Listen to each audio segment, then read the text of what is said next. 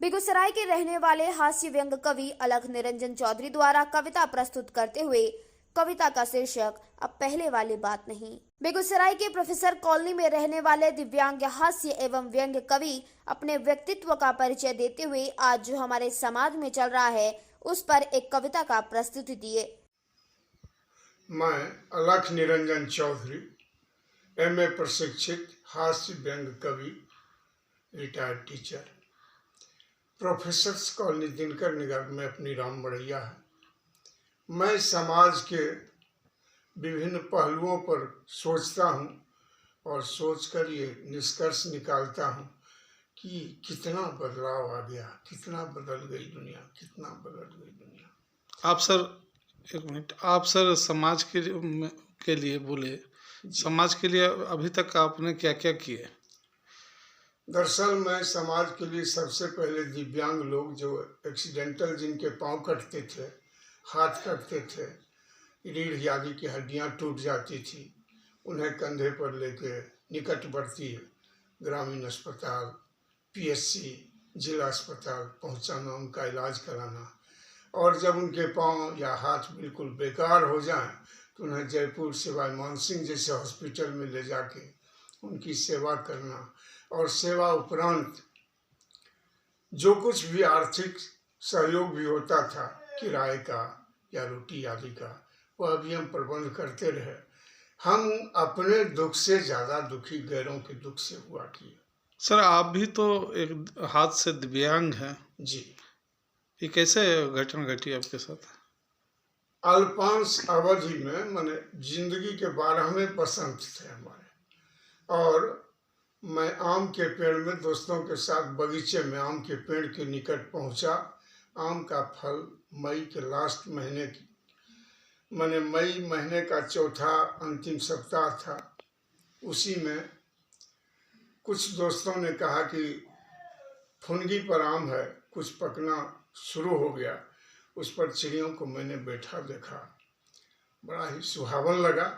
लोगों ने कहा, दोस्त अरे क्या बाग दिखाने आए हो सके तो एक दो आम भी तो खिला दो।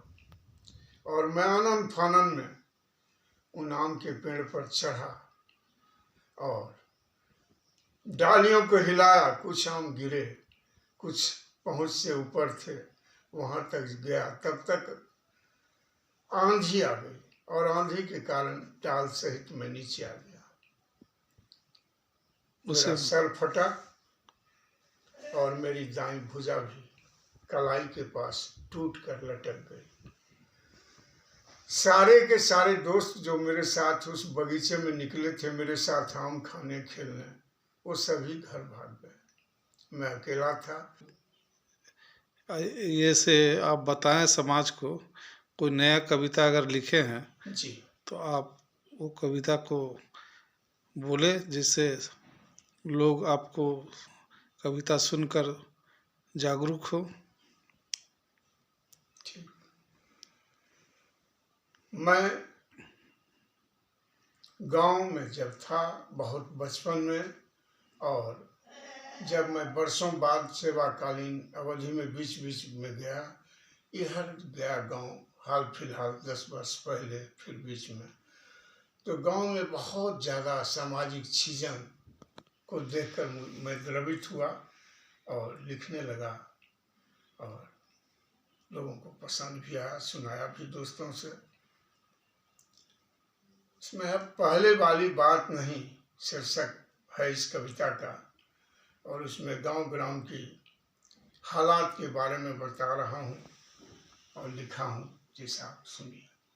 अब पहले वाली बात नहीं, अब पेड़ों में भी बात नहीं, प्रदूषण लेने देता निजात नहीं, कहानी को सब आस पास है किंतु कोई साथ नहीं। अब पहले वाली बात नहीं, अब पहले वाली बात नहीं। गा बजा के खाजो जाते, कहलाते अब गौआ हैं, गोत रहे चुल्लू भर पानी में, फिर कहलाते गोतिया। भाते तो पल भर भी नहीं, फिर भी कहलाते भैया हैं, रूप रंग कुछ नहीं, फिर मांगते रुपया है, मांगते रुपया है।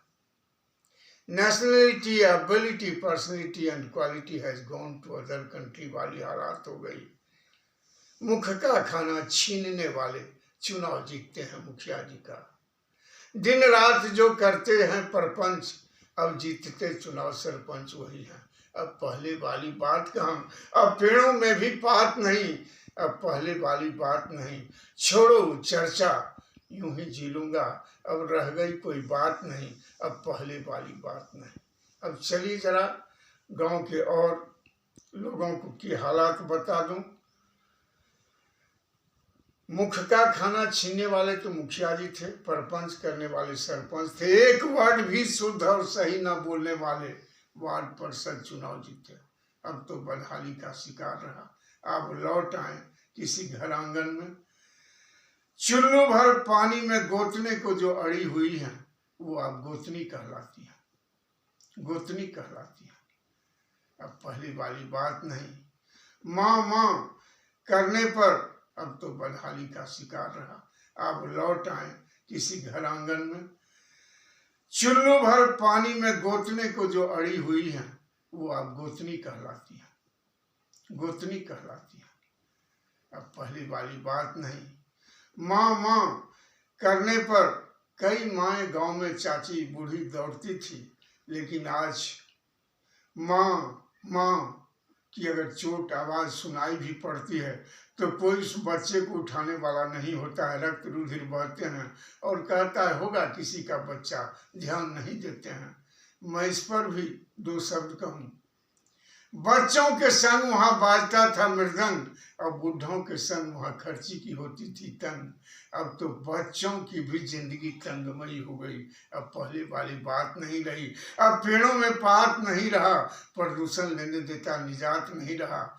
ढूंढते हैं जो पल पल दोष, वही अब दोस्ती करने का हाथ बढ़ाते हैं। किसी दोस्त पर उंगली उठाने के पहले कहते हैं यार कुछ खर्च करो, कुछ खर्च करो, अमुक जगह देखा था तुमको, भाभी को बता दूंगा, यादी यादी बातें। इसलिए मेरा हृदय द्रवित है कि अब पहले वाली बात कहाँ चली गई।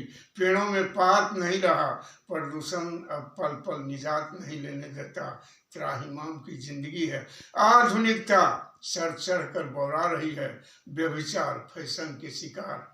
दिन ब दिन हम पाश्चात्य संस्कृति में बढ़ते चले जा रहे हैं, अपने आप को अपने बाप को भी भूल रहे हैं, अता पता भी लापता नगर का लिखा रहे हैं। न जाने बर्बादी का जश्न अब कितना मनाएंगे, अब बहुत हो चुका। चलो सादगी की बसंत की ओर लौट आए, गांव में फिर से पेड़ लगाएं, गांव में फिर से नया अभियान करें, गांव में फिर से अच्छा स्कूल खोलें।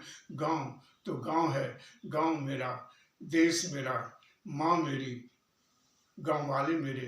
फिर नमन है, बंदन है, चंदन है, चलो गांव लौट आए।